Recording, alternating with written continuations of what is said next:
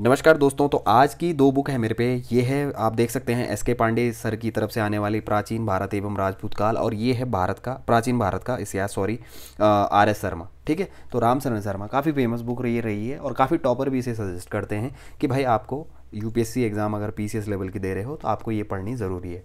अब मैं इन दोनों का कंपेरिजन वीडियोज़ करूँगा यहाँ पर आप लोगों के सामने और बताऊँगा कि क्या रीजंस हैं। ठीक है, नहीं सॉरी, क्या डिफरेंसेस हैं इन दोनों में। तो डिफरेंसेस कुछ नहीं है, सिंपल सी बात है, इन दोनों का कंपैरिजन करना ही मेरे हिसाब से बेवकूफ़ी वाली बात है। ठीक है, इन दोनों का कोई कंपैरिजन नहीं किया जा सकता है। अब ये मैं क्यों कह रहा हूँ आप लोगों को, ये आप लोगों को समझने वाली बात है कि ये जो आर एस शर्मा सर की है, ये स्पेशली मैंने आपको पहले भी बताया है, आप चाहे तो मेरी पुरानी वीडियोज़ को देख सकते हो कंपेरिजन में। ये एनसीईआरटी है, 11th क्लास में एनसीईआरटी आती थी, वो है ये। कौन सी है मैं बताता हूँ। ये है आपकी ओल्ड एनसीईआरटी, ये सेम इसी में मिलेगा आप लोगों को, समझ रहे हो आप।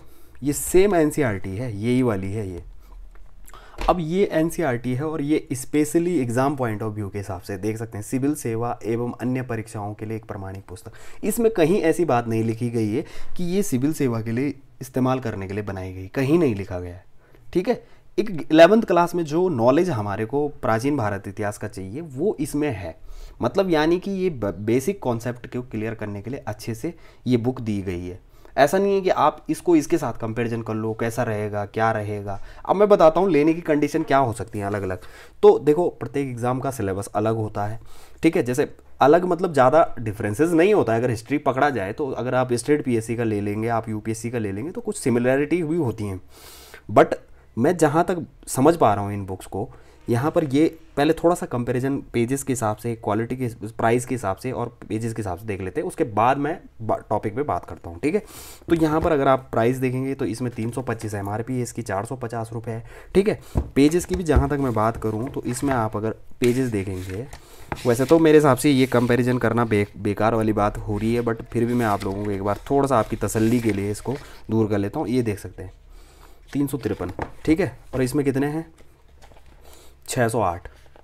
भाई पेजेस में इतना डिफरेंसेस है, एमआरपी में डिफरेंसेस है। ये बुक आपको अगर आप ये वाली बाय करते हो तो ये थोड़ा महंगी मिलेगी, लेकिन अगर इसी की एनसीईआरटी ले लेते हो तो बहुत सस्ती देखने को मिलेगी। भाई आप इसको खरीदो चाहे इसको खरीदो, कोई डिफरेंसेस नहीं, कोई फ़र्क नहीं, दोनों सेम है। ठीक है, अब आपको एक चीज़ बता दूं मैं आप लोगों को कि यहाँ पर आप लोगों को कहा गया होगा कि देखो, स्टैंडर्ड के साथ आपको यूपीएससी और स्टेट पीएससी की अगर आप तैयारी करते हैं, पीसीएस की तैयारी की बात कर रहा हूँ मैं, और यूपीएससी की तैयारी की बात कर रहा हूँ, तो जहाँ तक आप लोग इन दोनों को इस्तेमाल करने के लिए आप लोगों को कहा गया होगा कि भाई आपको 6 से 10 तक की एनसीईआरटी पढ़नी है, साथ में आपको ये पढ़नी है। ठीक है, कई 12th भी कहते हैं कि न्यू एनसीईआरटी अगर पढ़ रहे हो तो 6 से 12 तक की एनसीईआरटी पढ़ो, उसके बाद आप ये भी पढ़ सकते हो। ठीक है, कईयों ने कहा होगा कि भाई सिर्फ एनसीईआरटी पढ़ो, इसको पढ़ो, आपका जो है एंसेंट हिस्ट्री वाला जो प्राचीन भारत वाला जो पोर्शन है वो इससे कवर हो जाएगा। होता भी है, ऐसा नहीं है कि नहीं होता है, लेकिन अगर इस बुक के हिसाब से देखा जाए, अब लोग कंफ्यूज ये हैं कि ये खरीदें ये खरीदें। भाई मेरे हिसाब से दोनों बेस्ट हैं, दोनों खरीदनी पड़ेगी। क्यों खरीदनी पड़ेगी? ये एनसीईआरटी है, मैं बार बार कहता हूँ, ये क्या है, एनसीईआरटी है, तो इसको एनसीईआरटी के वे में ही लो। अब मैं आपको रीजंस कई सारे वो भी बताऊंगा, आप लोगों को कई सारे फ़ायदे भी बताऊंगा दोनों बुक्स के। ठीक है, तो ये एनसीईआरटी है, ये आप खरीदो। मैंने आपको पहले भी कहा है कि अगर आप पीसीएस की तैयारी, यूपीएससी की तैयारी कर रहे हैं तो आपको ये बुक ज़रूर बाय करनी चाहिए। 6 से 10 तक की हिस्ट्री की बुक खरीद लो अगर ओल्ड मिलती हैं तो, और उसके साथ ये वाली बुक ज़रूर रखो अपने पास, क्योंकि ये बुक जो है ना भाई, ये बुक आपकी मुख्य परीक्षा में काम आएगी। ये बुक आपकी ऑप्शनल, अगर आपने हिस्ट्री ली है वहाँ भी आपकी ये बहुत काम आने वाली है, ये वाली बुक। ये बुक आपके प्रीलिम्स मेंस दोनों में काम आएगी, ये वाली बुक, और प्रीलिम्स में ज़्यादा 100% आपके काम आने वाली है ये प्रीलिम्स में। ठीक है, इसको इस तरीके से डिज़ाइन करेगा। इसकी भाषा बहुत इजी लगी है मुझे, बहुत आसान लगी है इसके तुलना में। इसकी भाषा मुझे, हालांकि मुझे अच्छी लगती है, बट कई लोगों को यहाँ इसकी भाषा भी थोड़ा सा डिफ़िकल्ट लगती है। तो यहाँ पर अगर भाषा में भी देखा जाए तो इसका जो है, ये वाली जो है एस के पांडे सर जी, इसकी भाषा बहुत ईजी है। और बुक्स जिस हिसाब से डिज़ाइन करी गई है, जिस तरीके से डेटा अंदर जानकारी दी गई है ना भाई, बहुत लाजवाब, बढ़िया। अब इसको इसके साथ कंपैरिजन बिल्कुल करने की कोई भी गलती मत करना। ये ये एनसीईआरटी है, इस पर कहीं नहीं लिखा गया है कि ये आप लोगों के लिए एग्ज़ाम निकालने के लिए डिज़ाइन करी गई है, और इसमें स्पेशली लिखा हुआ है एक प्रमाणिक पुस्तक है, ठीक है।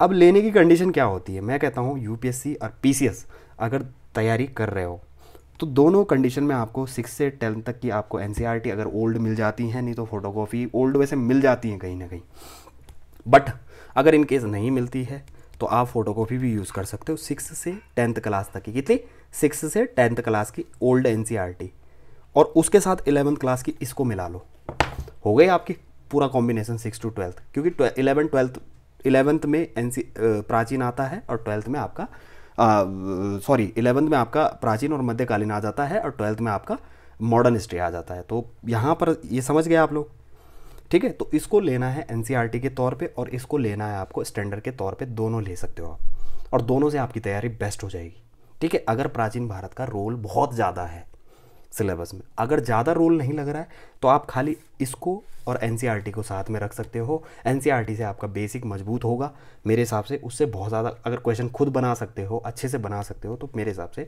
ये भी बहुत काफ़ी है, ठीक है। इसको लेने की ज़रूरत नहीं है, लेकिन अगर लग रहा है कि यार इसको लेना है, मेरे हिसाब से इसको ज़रूर देखें एक बार, ठीक है।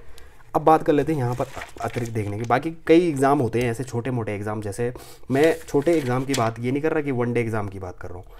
ये बुक आपकी जैसे उससे जैसे पीसीएस लेवल से थोड़ा सा छोटे, जैसे अपर पीसीएस, लोअर पीसीएस आ जाता है जैसे, ठीक है। तो उन टाइप के एग्ज़ाम के लिए ये अकेली बुक काफ़ी है, इस बुक से अकेले में हो जाएगी तैयारी। बाकी टीजीटी पीजीटी आप लोग कहीं बुक कहते हो तो इसकी उसकी तैयारी भी इससे हो जाएगी। बाकी कई सारे एग्ज़ाम होते हैं, देखो यार हम सारे सिलेबस नहीं देख पाते हैं आप लोगों को, ठीक है। कई लोग मुझे पूछते हैं इस एग्ज़ाम के लिए ये बुक सही रहेगी, तो देखो इस तरह के नहीं है, बुक का रिव्यू करा जाता है, दिखाया जाता है, सिलेबस ढंग से देखो, थोड़ा बहुत रिसर्च आप लोग खुद भी कर लिया करो, ठीक है। अब थोड़ा बहुत रिसर्च कर लिया करो, उसके हिसाब से आप बुक डिसाइड करा करो कि सिलेबस कितना है। अब अगर मैं बात करूं इसकी विषय सूची दोनों की, प्राइस मैंने बता दिए दोनों के कि ज़्यादा डिफरेंसेस इन दोनों के प्राइस में कुछ डिफरेंसेस नहीं है, ज़्यादा कुछ अंतर नहीं है। 150 रुपये का अंतर आ रहा है, 50-60 रुपये का, वो देख लेना आप लोग।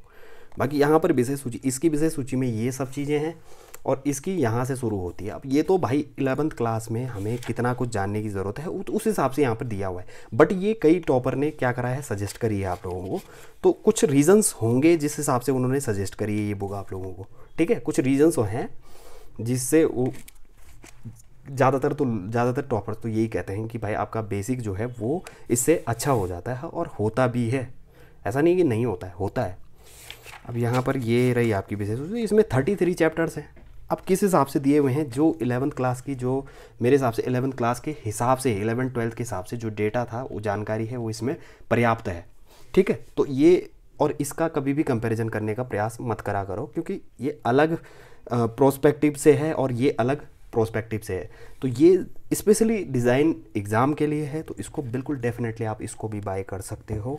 ज़्यादा पढ़ना है, सिलेबस ज़्यादा है, थोड़ा ज़्यादा पढ़ने की ज़रूरत है, इसको भी ले सकते हो इनके साथ। बाकी एनसीईआरटी तो आपको पढ़नी है, ये ज़रूरी है, मेरे हिसाब से ये ज़रूरी है, और जिनका ऑप्शनल है उनके लिए बहुत ज़रूरी है, जिनका मेंस है उनके लिए भी बहुत ज़रूरी है, ठीक है। तो बस उम्मीद है कि समझ गए होंगे, इनका डिफरेंसेस ज़्यादा नहीं है, नहीं सॉरी, इनका ज़्यादा कुछ वो नहीं है, मतलब इनका कोई कंपैरिजन नहीं किया जा सकता है। कई लोग करते हैं ना, मैं इसलिए कहता हूँ आप लोगों को, कई करते हैं कि इसमें इतना ज़्यादा है, इसमें इतना ज़्यादा, भाई हो ही नहीं सकता है ना भाई। एनसीईआरटी का आप कंपैरिजन कर रहे हो एक स्टैंडर्ड बुक के साथ, तो मेरे हिसाब से वो बेवकूफ़ी वाली बात है, ठीक है। तो उम्मीद है कि समझ गए होंगे। अब मेरे हिसाब से देखो, लेने की कंडीशन मैंने एक बार दोबारा रिपीट कर देता हूँ कि किस कंडीशन में लेना है। इसको एनसीईआरटी के साथ पढ़ो, लो, पहले इनको ख़त्म करो, पहले इनको अच्छे से पढ़ो, इसको पढ़ो एनसीईआरटी के साथ, ठीक है। क्योंकि ये एनसीईआरटी है 11th क्लास की, तो 10th तक की पहले पढ़ लो, फिर उसके बाद इसको पढ़ो। न्यू एनसीईआरटी मिलती है तो 12th तक की पढ़ो, मैं ये कहता हूँ 12th तक की पढ़ो, फिर इसको भी थोड़ा सा देख लो, और उसके बाद आप इस पे लग जाओ प्रीलिम्स की तैयारी में। यहाँ से आपके बेसिक्स मजबूत हो जाएंगे, आप समझ जाओगे कि कोई घटना किस तरीके से हुई थी, कहाँ पे हुई थी, कब हुई थी, इस तरीके से, ठीक है। और इसको आप ले सकते हो, डेफिनेटली ले सकते हो। ये बुक बहुत बढ़िया है, प्रीलिम्स की तैयारी आपकी बहुत बेहतरीन हो जाएगी इस बुक से, ठीक है। जहाँ तक मेरे अपने उससे लग रहा है, मुझे अपने संज्ञान से बता रहा हूँ मैं, ठीक है। बाकी आप लोगों को क्या लगता है कमेंट सेक्शन में आप ज़रूर बता सकते हैं। बाकी वीडियोस अच्छा लगेगा तो लाइक ज़रूर कर देना, चैनल में नए होंगे सब्सक्राइब ज़रूर कर देना। धन्यवाद।